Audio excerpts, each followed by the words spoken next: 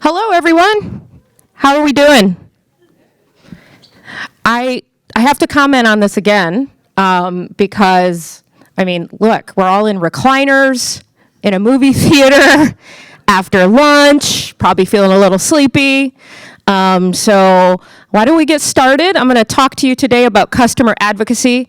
Probably am not going to tell any of you anything you don't already know because we're all customer professionals, right? But maybe a little bit of like what Noah said, just reiterating some things. But a little bit about me before we get started. For those that don't know me, I'm Miranda Dekonsky. I'm the Chief Customer Officer over at Swiftly. Swiftly is a big data platform that powers public transit, so very much B2B enterprise, big contracts, working through a lot of ROI and stuff like that. This is also my 7th startup. I have been fortunate to land at some startups that have had successful exits and some that have failed and have had great learnings in both environments. A couple you may have heard of, I listed up here. Also, I have a podcast. For those that don't know, it's called From There to Here, where I talk to all kinds of people about their professional journeys, their personal journeys to where they are professionally. And then there's some other little things there about awards and yada, yada, yada, right? Let's move on. Oh, that's me. Well, I guess I have a clicker today. Here we go. So I'm more, though, than just my professional world, which we all are. So I always love to share a picture of my family. So I'm a mom, a wife. I have 2 rescue Shih Tzus. I am an avid hiker. So that was a really important moment for me. I broke my foot last year. Just got done breaking it again, so I'm now wearing shoes again. But that was my first hike conquering where I actually broke my foot last year. So it was a really big deal. Thank you. Now I got to get back at it again after breaking the same foot. Not fun, but this is a little bit about me personally, and I'm also a very open person on LinkedIn, so always feel free to reach out. Before we dive in, I just want to get an understanding of who you all are, even way up there. Give me a quick show of hands if you're in a customer-facing role. Okay. Give me a quick show of hands if you're leading a team. All right. Then, lastly, give me a quick show of hands if you are a CSM. Pretty mixed room. Wonderful. Well, again, today we're here to talk about customer advocacy, so we're going to dive in. Customer advocacy, simply put, is when your customers cross over from being a supporter to an evangelist. It is what we all should strive for, but it just doesn't happen organically in most cases. Some cases it does. I know I am an advocate for many products that I don't think happened organically, or I think it did happen organically. Has to be deliberate, though, and baked into our overall customer success strategy, and should be built in partnership with marketing and sales. So I want to call that out. But the reality is, not everyone is going to make it to that advocate level, and that's okay. But it's crucial for the health of an organization to have a strong customer base that falls into that bucket. Let's talk about a few things of why it's important. So we all know that SaaS models, and I'm assuming most of us here are in technology, maybe subscription-based. Let me see hands. Most, okay, almost all. SaaS models, they're fueled by strong growth and retention. There are many ways to fuel your engine, your growth engine, but one of the most impactful ways is by building out a strong advocacy layer. Your advocates act as strong strategic partners that help guide your product evolution. These are the individuals that you call upon when you're thinking about expanding your product and you want to co-develop, or you want to get feedback, or you're trying to aggregate themes in the industry. These are the individuals you call on for that. These are also the individuals you call on to unearth potential issues whether it's in your product, how contracts are written or executed, or anything that could be happening, especially in the B2B enterprise motion. These are the individuals that you call on to get that feedback. These are also the individuals that you drive value through word of mouth. They're your growth multipliers, and I'm going to talk a little bit more about that. Some statistics I'm going to share with you. Kind of like your BFFs in your customer base, right? The individuals that are going to give it to you straight. So let's just kind of talk a little bit about word of mouth first. This is a really big screen. I guess I should just focus on this one. If we think about word of mouth, it's really powerful. How many times have you downloaded an app because you have a friend that's using it or somebody mentioned it to you? Yeah. Wow, look at the hands, right? Think about the viral nature of some products that we hear about the most. For me, when I think about that, I think about pandemic and Peloton, right? Peloton went crazy during the pandemic because there was this viral notion. Everybody's sharing videos of them on their, or like photos on their Peloton, talking about their Peloton. That immediately comes to mind. And I know I was getting FOMO. I will say I didn't break down and get a Peloton. I thought about it. I didn't. But I know many that did. So let's just quickly go over these statistics. Word of mouth brings 5x more sales than paid media. In the SaaS market, if you think about that, think about all the marketing emails you get in your inbox every day. Does everybody here have an email address they use just for garbage? Right? Maybe it works sometimes, right? Maybe there'll be a catchy phrase that catches our eyes. But word of mouth is 5x more impactful. 74% of consumers identify word of mouth as their most critical influencer in a purchasing decision. 88% of customers trust online reviews. How often do you all go out and you read reviews online before you purchase something? I do. I'm on Amazon all the time. Even if I'm going to purchase it in a store, I will go Google it, find the reviews to see what everybody is saying about it before I purchase it. And I'm even one of those people that I will just sort by 1 star so I can see the negative things before I see the positive things. 64% of marketing executives consider word of mouth to be the most effective form of marketing. This is why it is crucial that we all build out a deliberate customer advocacy motion. Great. Okay. Great, Miranda. Let's do it. How? Let's talk about that. So I'm going to just give you a few steps of things that can help you get started. First and foremost, I just want to say, assess your current state. Okay, so you may be further along than what you think. You may have advocates already that are working on your behalf and you don't even know it. 2, create a blueprint. Maybe I might even switch 1 and 2. I just want to call that out now that I'm reading it out loud. But create a blueprint. Identify goals and players. Who do you need to be involved in creating this motion? Your internal and external players and partners, your internal and external customers. And then also create the activities and outline this on your blueprint. Once you've assessed and identified and you have your goal, invite them to collaborate. And I'm going to reiterate a couple of times here to be incredibly sensitive to time. Everybody's busy.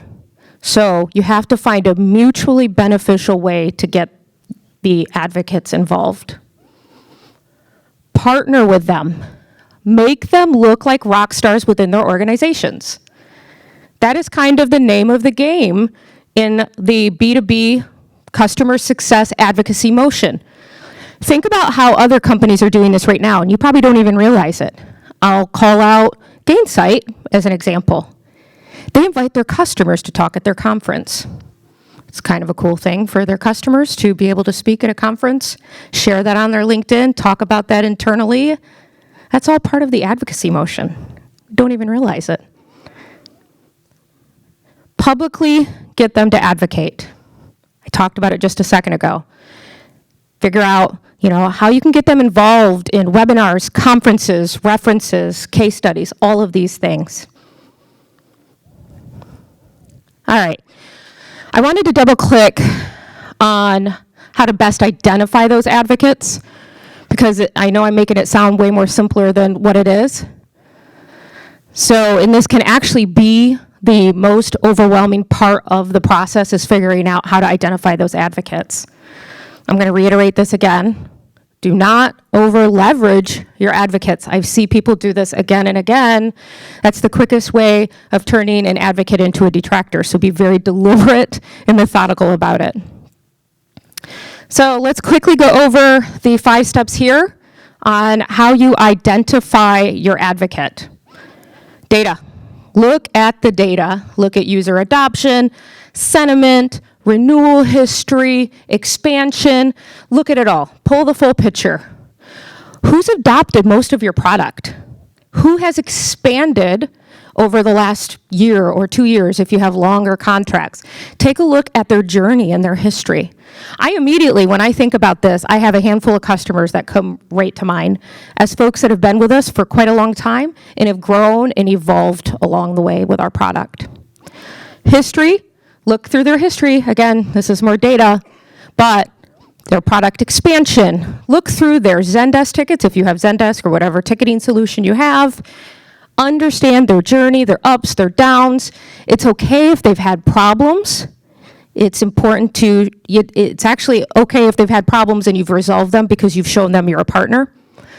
So don't just discount somebody because maybe there is a bug or an outage or whatever it may be. Don't discount them. It's more about how you resolved the issue than if there was never an issue. Next, do a relationship review. Is there enough mutual trust to make an ask? This is important. You don't want to just knock, knock. Hey, would you become an advocate for us? Or can you speak at this webinar? Don't make that be the first time you reach out to them. Create a plan on how you are going to build that relationship and that trust to be able to make those asks. This is kind of an important one. Do they have an impactful voice? Especially in the industry I'm in, the folks that you select to advocate on your behalf, it's more impactful if they have power in their voice. This isn't always the case because, again, I read all those reviews online. I don't know those people. It still impacts me. But when you're being a little bit more deliberate about the business, you want to make sure that their voice is going to be impactful in one way or another. Then last, not everybody wants to speak at conferences. Not everybody wants to be a reference or a case study. So you got to make sure that they're willing to partake. All right, so I'm a big believer in not recreating the wheel when there are perfectly good wheels out there to be found. So I went to the Googler, and I Googled advocacy blueprint. Voila. Magically, there was one out there, and I loved it. So I thought I would share the next couple of slides with you all, a couple of examples of advocacy blueprints. And while this may not be a perfect fit for your needs, I want you to take away less about the content in the blueprint and more about the idea. So you see here, there's the vision that we kind of spoke about already. It's your goal. Strategy, so a little summary on your strategy. And then you're going through and you're breaking these things out box by box to create a deliberate plan. And I really love this component of the blueprint as it breaks down here everything that you're going to execute on and the metrics that you're going to use to measure those successes. That's an important component when you're building anything, not just an advocacy plan, that you know what you're going to do, how you're going to measure it. And then you're monitoring and measuring accordingly and adjusting the plan based on the outcomes and the measurements that you're seeing. Very simple. but very impactful. All right, one pitfall that I've seen again and again with those building out these programs is taking an inside-out view. So what do I mean by that? Make sure you're keeping your customer at the center of whatever you build. Whether it's your advocacy program, your customer success plans, your life cycle, all of it. Your customers should be at the center, and you should take the outside-in view instead of the inside-out. How does your advocacy plan provide value for them? And that actually will flip the script in the conversation when you're asking for them to become advocates.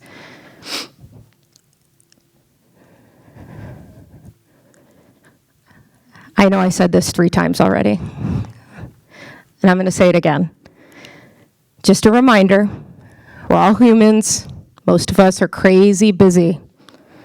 And that's the same for customers. Just be mindful of your asks. And if you build the program in a deliberate way, you likely won't even have to ask. They will want to partake in it. So, just kind of be thoughtful of this. Nothing is ever static. Make sure you're always learning, adjusting, adapting. Iterate, improve, grow, repeat, So always be looking at the programs that you're building out and iterating on them. All right, any questions?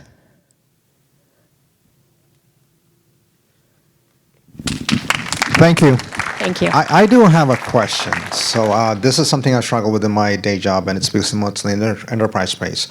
I have a lot of customers that are great advocates, and one of these particular customers is hesitant to be an advocate because the advocacy they will render makes their competition become like them. Because I'm a platform company, I'm not taking sides, but they feel their advocacy would give the secret sauce away. Is there something that you could talk about in a situation like that? So they don't want to speak on your behalf because they don't want to talk about the inner workings of their organization. Is that? Not only that, it'll leave enough clues that their competition will figure out, hey, if we did those things, we could also be as good as them. Interestingly enough, I haven't encountered that, but I think if you're asking folks to, come and speak at a webinar or a conference or something like that, I think if you can frame it in a way to where it's not directly tied to their organization and more around the knowledge that they have, that could be helpful. I think it really depends, though, and we kind of joke around that we answer, it depends a lot, but it really does depend on the customer and the type of competition you're dealing with, right? I don't personally deal with that a lot in my industry because we take in government money. It's a GovTech. There's no competition.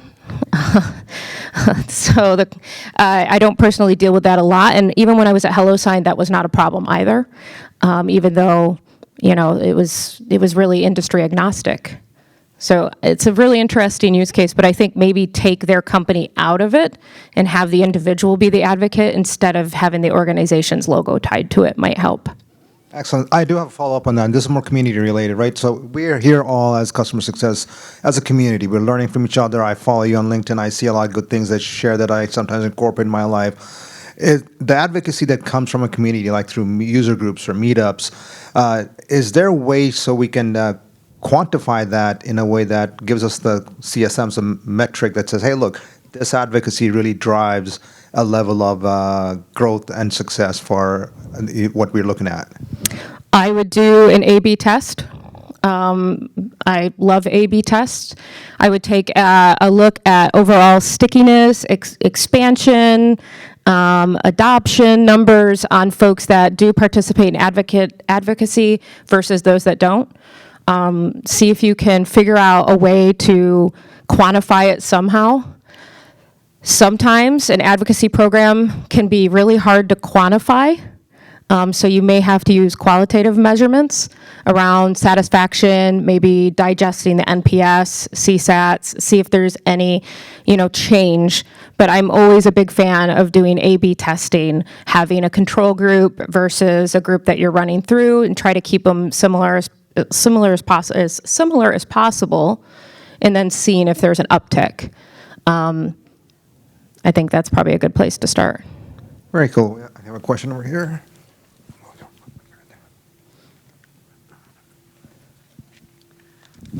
Hi, just a quick question. We are starting to think about customer advocacy and small startup, but is there a percentage that we should be looking at, like a percentage of our customers should be advocates? I don't know if there is a standard percentage. I think for what I would do is if I would look at the segments of my customer base and try to figure out how much advocacy do I need to drive the outcomes that I need. So for example, how many references do I need? How many case studies will be beneficial? How many webinars do we plan to hold? And maybe back into it that way. I don't know if that's helpful, but yeah, of course. Thanks so much. Anything you could share around avoiding burning out your advocates? You've got some customers that are so good, you want them on everything, and you want them on every call, and bless their hearts, some of them even do more than they should. But how do you think about that? Or even maybe tactically, make sure your teams are not overdoing it with just one customer? Yeah, you have to put in guidelines and rules around how frequently you actually tap a customer and be very cognizant of that. We go through that as well. We have, we only have 125 transit agencies that we're working with right now. And it is incredibly easy to keep going back to the same person again and again and again. What we tend to do is, make sure we're having the conversations in advance and mention to them that we may have this webinar or we think you'd be good fit to speak at this, but do so in a way that we give them an easy out. That's on that side. But on the other side, it's make sure you're tracking it and you're very aware of it in the organization. Where do you track it? Yes, just track it in a CRM at the account level or at the contact level, and make sure you're tracking. They spoke 3 times this year. Let's not ask them to speak again this year. Don't burn the bridges. That definitely make sure you collaborate across. Yep. Your sales, your CS, they're balancing, you're exploiting that. I agree with her to make sure you collaborate, but if you're documenting it in a CRM, that helps with the collaboration out of the gate, that everybody has a process that you have to check in Salesforce or Gainsight, which we have fields that sync before you're sending out those invites. Yeah, that's actually a good follow-up to what question that I had, because one of the things that you mentioned, and you mentioned it again, is just having that good collaboration with the marketing team. So at the company I was at previously, I was a CS leader, and then I actually went to help start up the advocacy program on the marketing team. So I actually had a dotted line towards CS. And at the company I'm at now, customer marketing resides under the marketing team. But as for CS, this year we started to have a KPI around references and advocates. So my question to you is just what are some best practices, really good learnings that you had in terms of what CS owns versus what the customer marketing owns, and kind of bridging that gap so that we're working together better and more efficiently? Yeah, that's a really good question. I think it depends on the organization and what your goals are. So first and foremost, I would start with the goals and what you need to get out of this advocacy program. And then, have a plan that you create together in partnership with the marketing team I don't know how many people here do account plans. I don't know if many people do, but especially with larger dollar value accounts, you generally have a joint account plan between the customer success manager and the account manager. Why not incorporate in your customer marketing partners or your marketing partners into that account plan? So you're being incredibly deliberate out of the gate, saying, these are the upsells that we want to kind of get through. These are the advocacy motions that we want to get through. You create it all as part of the holistic customer plan in joint ownership.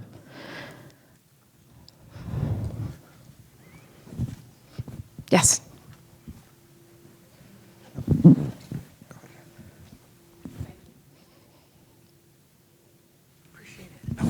So this is more of a share. I don't know whether it would help anybody else, but I work for a very small medical software company.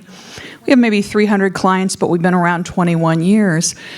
And the company is called Vigilance, and maybe 4 years ago they created an award, just made up this award called the Vigi Award, based on the name of the company. And we have several categories. One is for Pharmacy Team of the Year, Infection Prevention Team of the Year, Great Catch. And what we asked, we wanted stories that we could share and we could uplift our customers and uplift other hospitals. It's all hospital-based software that's sold. And so we, every summer, and we just recently finished a round of it, we get nominations of what people did. It's phenomenal. Like one hospital, they caught the diversion of fentanyl by a nurse, you know, all these different incredible stories. And so for taking the time to submit, and whoever wins gets $1,000 toward the charity of their choice. And so for me as a CSM to contact somebody and said, guess what, you won the $1,000. I mean, these people are so excited. Everybody wins. We get the story, we get to deliver it on site and take pictures. You know, they get to feel so good about themselves. And, you know, a lot of them are overworked and understaffed and things like that. So I can't tell you how far that small investment of $1,000 in 7 categories went to just uplift all our client base. So anyway, It's a wonderful I just wanted story. to share it. You know, Thank I you. hope everybody has that same success at their companies. So. Yeah, that's a really lovely story. Thank you. Any other? Oh, or Thank you. So my question's going back a little bit towards when you're discovering who would be a good advocate. You know, we looked at the relationship, you know, really great and healthy. When they do say no, what is a plan of execution of kind of coming back around and hoping, or, you know, providing different information to where they might say yes? Yeah, so first, you want to be respectful. And hi, Rebecca, I remembered your name. You want to be respectful if somebody does say no. I would want to dig in a little bit more on the whys if they're willing to do that, but respectfully so, because that could be an indicator that they're not as healthy as you thought, or maybe there is a competitive nature as I don't remember his name, I'm so sorry, as he spoke to. There could be a competitive reason or a competitive nature to where they don't want to be publicly advocating, or they're just not comfortable doing that type of stuff, which is okay as well. So one of my retorts is always like, oh, if you're not a good fit, completely understand. Is there somebody else in your organization that would be, or that you would recommend? And if they say no to that, then that's probably a good data point for you to kind of dig in a little bit more, not with them, but maybe with your account health models and all the indicators that told you they would be a good fit. Do we have any more questions?